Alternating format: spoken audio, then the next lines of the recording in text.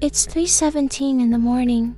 Everything is quiet, except for the sound of my own breathing and the slow, steady tick of the clock on the wall. The kind of quiet that feels heavy, you know, like the air itself is holding its breath, waiting. Cold moonlight slices through the blinds, painting stripes across the floor, making familiar shapes look strange and sinister. I'm wrapped up in my blankets, trying to convince myself to go back to sleep. But my eyes are wide open, staring at the ceiling. That's when I hear it tap, tap. It's faint at first, so faint I think I'm imagining it. A branch against the window, maybe? The house settling. I hold my breath, listening. The clock continues its merciless ticking. 1 second, 2 seconds, then again tap, tap. It's clearer this time. Rhythmic. Deliberate. And it's not coming from outside. It's coming from inside the room. My heart starts to pound against my ribs, a frantic drumbeat against the clock's steady rhythm. My eyes dart around the dark room, trying to pinpoint the source. The sound echoes again, and this time, there's no mistake. It's coming from the closet. A cold dread washes over me, colder than the moonlight on the floor. The closet? It's just a closet. Clothes, shoes, a few old boxes. There's nothing in there. There can't be. I try to tell myself that, repeating it like a mantra in my head. But the knocking continues, patient and persistent. It's a sound that doesn't belong in the dead of night, in the supposed safety of my own bedroom. Every horror movie I've ever seen flashes through my mind. Don't investigate the sound. Don't get out of bed. Just hide under the covers and wait for morning. But I can't. The sound is like a hook, pulling me in. My curiosity, or maybe just my sheer terror, is getting the better of me. I have to know what it is. I have to make it stop. Slowly, I push the blankets away. The cool air hits my skin, raising goosebumps. My feet touch the cold wooden floor and I flinch. The floorboards creak under my weight, a loud protest in the suffocating silence. The knocking stops. The sudden absence of the sound is somehow even more terrifying than the sound itself. Did it hear me?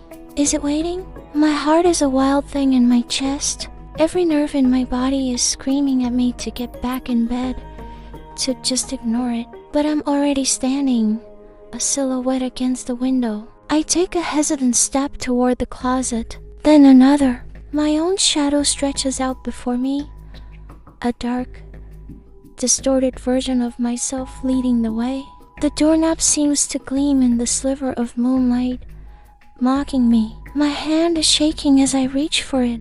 The metal is ice cold to the touch. I wrap my fingers around the knob, my knuckles white. I can hear my own ragged breathing, loud and harsh in my ears. I take one last deep breath, trying to steady myself. It doesn't work. For a moment, I just stand there, frozen, my hand on the door. The silence stretches on, thick and unbearable. Is this a mistake? Am I about to open the door to something I can't close? The rational part of my brain is long gone, replaced by a primal fear that's making my muscles tremble. I have to know. I squeeze my eyes shut and turn the knob. The latch clicks, a sound as loud as a gunshot in the stillness. I pull the door open. It swings inward with a low groan, revealing nothing. Just darkness, a deep, absolute black that seems to swallow the moonlight.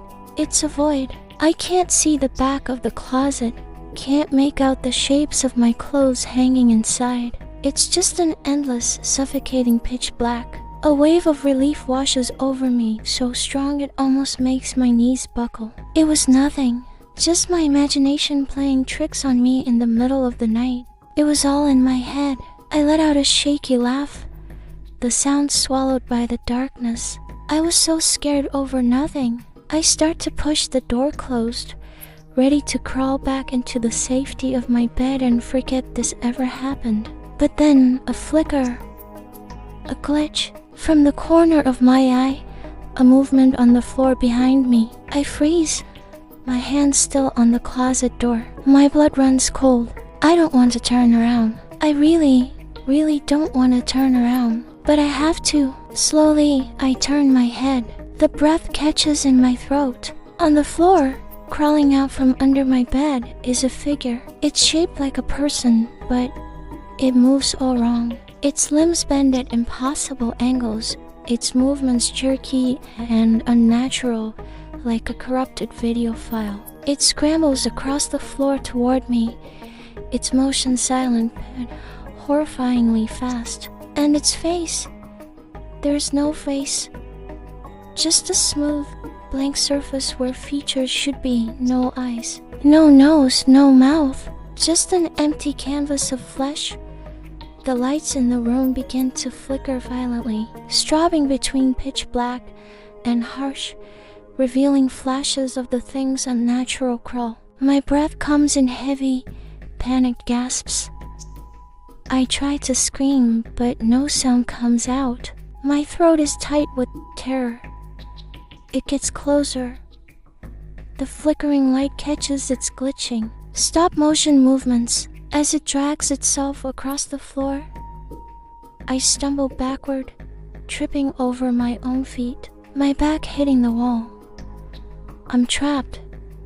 The thing is between me and the door. Its blank face is tilted up toward me. I can't breathe. The lights flicker faster and faster, the room plunging into darkness for a second that feels like an eternity. When they flash back on, it's right in front of me, its faceless head inches from my own. The last thing I see before the darkness takes over completely is that smooth, empty surface where a face should be. If you're ever struggling, please know there are people who want to help. These services are free, confidential, and available 24/7. Reaching out is a sign of strength. Thanks for watching.